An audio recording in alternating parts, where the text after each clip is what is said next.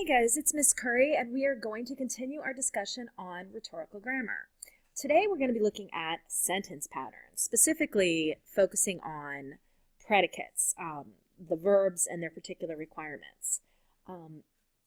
We are going to be examining 7 sentence patterns, and the way that the predicates and the verbs have different requirements actually determine the different patterns. So this may seem overwhelming, like there's so many sentence patterns, how could you possibly be able to figure them all out? But really, the 7 ones that we're going to look at are the underlying skeletal structure of almost all possible grammar sentences in English, like 95% of them. And these sentences and the various patterns share a lot of common elements. And the idea is that if you understand the way that sentences work, if you understand these patterns, it's going to give you confidence as you write. You're going to be able to recognize the choices you have and how those choices will affect your reader. So let's get started.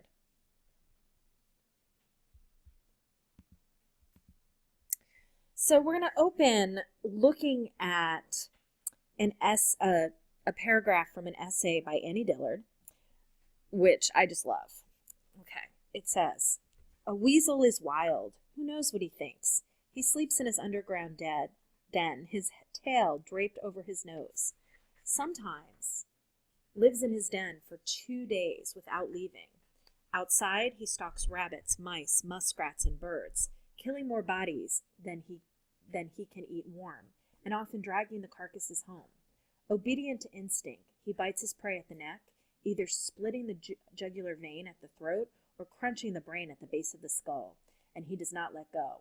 One naturalist refused to kill a weasel who was socketed into his hand deeply as a rattlesnake.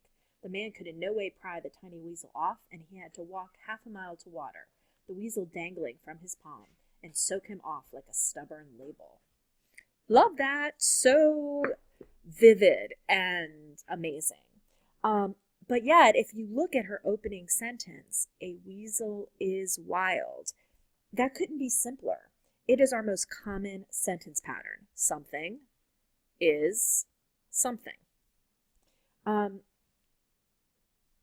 And I know you know that is, in this case, is a linking verb, to be. Dillard certainly could have come up with something fancier to open with, something that is more scientific sounding, or, her choice is very deliberate. So let's look at a different choice, like a stodgy rewrite. "Scientists recognize the weasel, Genius mustela, as a wild creature. As with other wild animals, one can only speculate about the weasel's thinking process, if indeed animals do think in the accepted sense of the word." Now, this is something you might see in like a scientific textbook. Fancier words, more scientific sounding, and, perhaps you're having a weasel test and you need to know lots of good scientific information about weasels. This would be what you would be attracted to than if you're looking at different essays. But if you compare it to Dillard's is, like lighter and breezier. "A weasel is wild. Who knows what he thinks?" This pulls in the general non-scientific weasel reader, and it seems that when you read it, you're going to understand what she's talking about. It's going to be interesting and you're going to enjoy it. Like, it's my kind of language.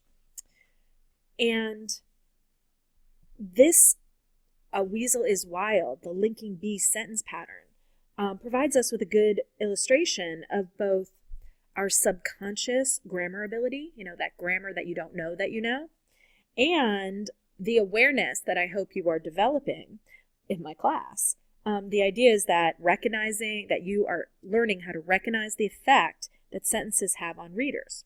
As native speakers, most of you learned to use be and its irregular past forms like was and were, am, are, and is, its present tenses, without even realizing that it's a form of to be. But for those of you who are not native speakers of English, you probably have spent a great deal of time learning the various forms of be and how they're used. just as those native speakers in our class who are taking other languages are studying, the equivalent of to be in other languages. The linking be pattern here, a weasel is wild, is one of the 7 basic structures that we're going to be looking at in this chapter video. Okay, so the underlying skeletal structure of nearly all sentences in English are subject and predicate. And I think when you start looking at this, our next step then is to differentiate between the different patterns based on the predicate. So here we have subject, a weasel. Predicate is wild. And this is a subject complement pattern because the to be verb is followed by an adjective, wild, which is a complement to weasel. It describes weasel. So it's a subject complement. There are 4 categories of verbs and 7 sentence patterns. So let's look at the sentence patterns. We have subject plus a to be verb plus an adverbial, a subject plus a to be verb plus a subject complement, a subject plus a linking verb plus a subject complement, a subject plus an intransitive verb, a subject plus a transitive verb plus a direct object, a subject plus a transitive verb plus an indirect object plus a direct object, and a subject plus a transitive verb plus a direct object plus an object complement. Okay, wow, that's a lot of grammar language. So we're going to look at each of these in great depth. You're not going to have any problems, trust me. All right, our 4 verbs, the be, the linking, the intransitive, and the transitive. Those are the key to recognizing sentence patterns. And once you understand this, the grammar is just going to come together for you, and it's going to be so easy for you. All right, let's look at the to be, which is, be is such an important part of sentence structure, not only as a main verb, but also, as an auxiliary verb, like a helping verb. So we are putting our be sentences into patterns separate from linking verbs because while most be sentences have a subject complement, like the one we saw in the weasel sentences, some do not. But all linking verbs have subject complements. So let's take a look at this. All right, pattern 1. Subject plus be plus adverbial. In this case, the adverbial is like time or place, right? It's the weasel is in his den. Where is the weasel? In his den. It is giving us a time or place. Our final exam was yesterday. When was our final exam? It was yesterday. Time and place is an adverbial. If you don't remember the adverbials, go and review some of my previous videos that were all about that. Okay, pattern 2 is the subject plus the be verb plus the subject complement. The students are clever. In this case, we have an adjective, clever, which is linked directly to students. Clever, it's modifying students, so it's a subject complement. It's complimenting the students. I am an optimist. In this case, we have a noun phrase, and I and an optimist can be switched. An optimist is, am I. That sounds like a pirate song. An optimist am I. But they can be intertwined, they can be replaced, and so it's a subject complement. Okay, we have then a linking verb pattern. The term linking verb applies to all other forms of linking verbs other than the to be forms. So these are verbs that deal with like the state of being, like taste and smell and feel and sound and look. How something tastes is its state of being. It's not an action, but it's a linking verb. Things like seem and appear and prove, become and remain, those are states of being. Let's take a look. The pizza looks delicious. So we have, in this case, pizza is our subject, looks is our state of being, linking verb, and delicious complements how the pizza look. How does the pizza look? It looks delicious. My sister became a nurse. My sister and nurse can be replaced. They are the same thing. Became is her state of being. All right, now we have the intransitive verb pattern. An intransitive, the predicate, how you know it's an intransitive verb is that the sentence can stand alone with only the verb. So Mary laughed, dogs bark. We remember these from earlier videos, right? And these like kind of skeletal sentences are fairly rare. But the point I'm trying to make is that they are grammatical. No complements are required. Later on, we're going to look at adding like adverbial modifiers and stuff in different variations. So, you can add here, Mary laughed at my silly hat. Adding at my silly hat does not change the fact that Mary laughed can stand by itself, and so it's an intransitive verb pattern. Our dogs always bark at the mail carrier. We've added at the mail carrier, we've added always, but that doesn't change the fact that dogs bark can stand alone. So it's an intransitive verb.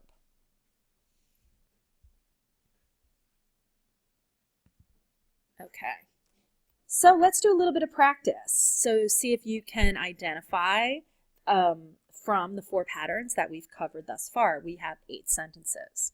The bus from Flagstaff arrived at 2 o'clock. Public transportation in our area is not reliable. The breeze from a neighbor's grill smells wonderful. The weasel sleeps in his underground den. Annie Dillard is a keen observer of nature. Seemingly invisible bits of nature become visible in her own words. Our committee meeting is in the library. The committee meets there regularly. So pause the video, and when you're done, come on back and we will see if you got your patterns right.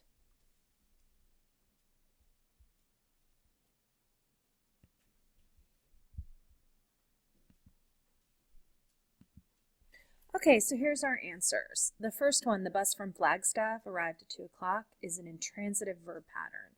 The bus arrived can stand alone. The second one, the public transportation in our area is not reliable. This is a subject plus be plus subject complement. Reliable modifies public transportation. Number 3, the breeze from the neighbor's grill smells wonderful. This is a linking verb pattern. It's a state of being, right? Smells. Number 4, the weasel sleeps in his underground den. That's an intransitive verb. Weasel sleeps. Number 5, Annie Dillard is a keen observer of nature. This is a subject plus be plus subject complement. Number 6, seemingly invisible bits of nature become visible with her words. That's a linking verb pattern. Number 7, our committee meeting is in the library. That's a subject plus be plus subject complement. And number 8, the committee meets there regularly, intransitive verb pattern. So if you had any mistakes or had some problems with trying to figure out, now looking at it, you can't figure out why you got it wrong, just rewind and re-listen and look at the examples of the different sentence patterns, because we're going to move on to the last 3. Okay, so the basic transitive verb pattern. So transitive verbs are like the action verbs, right? They are like, unlike an intransitive verb, all sentences with transitive verbs have a direct object, all of them. So they're the kind of action word that gives you a direct object. So let's look at this pattern number 5, which is subject plus transitive verb plus direct object. So a direct object is what the action is directed to. So the direct object tells what or whom of the action. So in this case, weasels stalk the rabbit. What do weasels stalk? Rabbits. My roommate borrowed my laptop. What did my roommate borrow? My laptop. So the verbs are actions, stalking, borrowing. Those are actions that the subject takes, and the object tells us who or what they did that action to. Okay, so now we're going to be looking at the transitive pattern with two complements. In the first pattern, number 6, we have subject plus transitive verb plus indirect object plus direct object.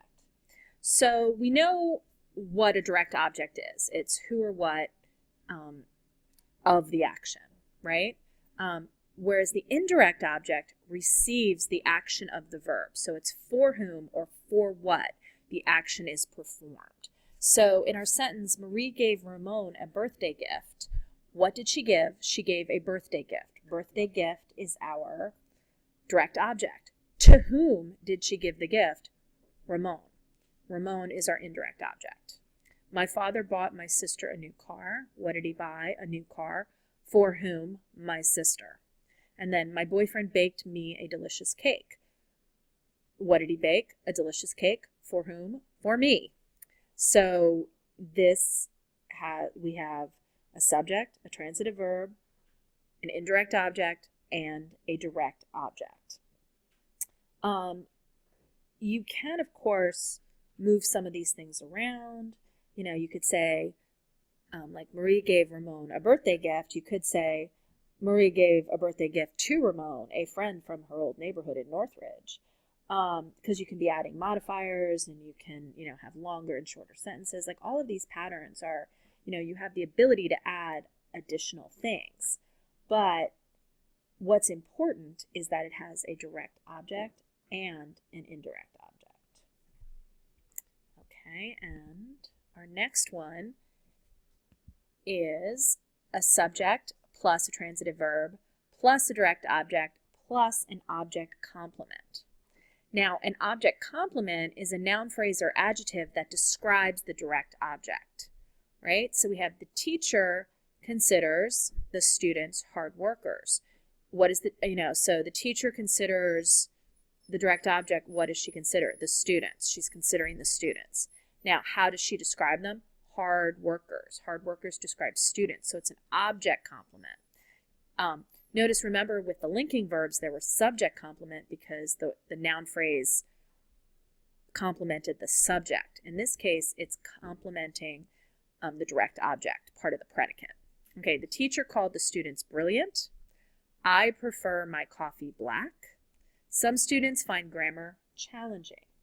Okay, so these are all, like, the relationship is the same as earlier patterns, but because we have the direct and the object complement, there are some transitive verbs that come up a lot, and they are like make and prefer and elect or find.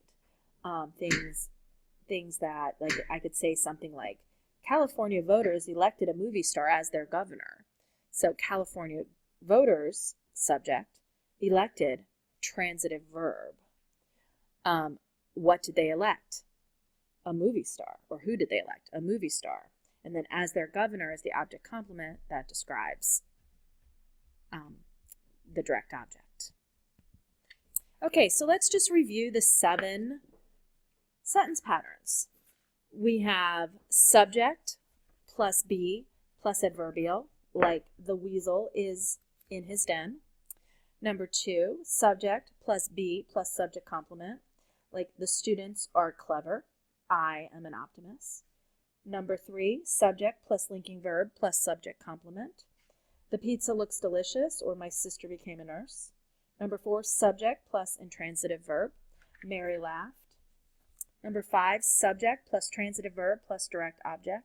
Weasels stalk rabbits. Number 6, subject plus transitive verb plus indirect object plus direct object. Marie gave Ramon a birthday gift. And the final one, subject plus transitive verb plus direct object plus object complement. The teacher considers the students hard workers. Once you know these 7 sentences and you can recognize how the verbs work in there and what the sentence parts are, you will be able to master all of the rhetorical grammar that we do. You may want to go back and review. Good luck. And as always, if you have any questions or concerns, you can always pop by and see me after school or after class, or shoot me an email. Thanks.